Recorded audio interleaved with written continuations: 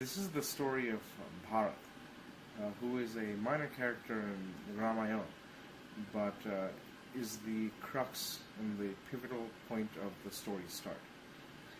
In the prelude to the story, King Dasharatha was injured in a battle, and his wife Koike nursed him back to health. In return, he gave her two wishes that she later redeemed.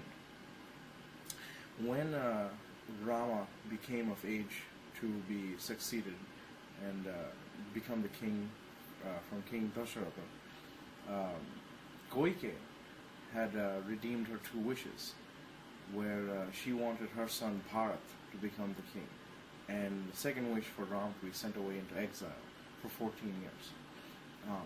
In the original story of Ramayana,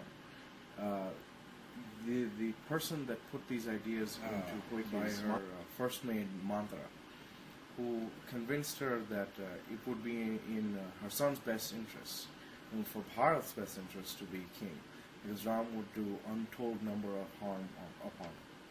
So at the time, Bharat had no input on the decision because he was away visiting his grandparents. Ram, upon hearing the news, just took his wife Sita and Lakshman as part of the Ramayana story, and they headed out to exile in the forests. When Bharat came back, he was furious at the fact that he wasn't told of this decision, and he knew the rightful heir to the throne was to be Ram. So he pleaded with his father and mother, and he talked to Koike, his mother, and she said that the person who put these ideas into my head is my maid. Upon finding this out, Bharat banished Mantra from the court and from the kingdom, and she was sent away.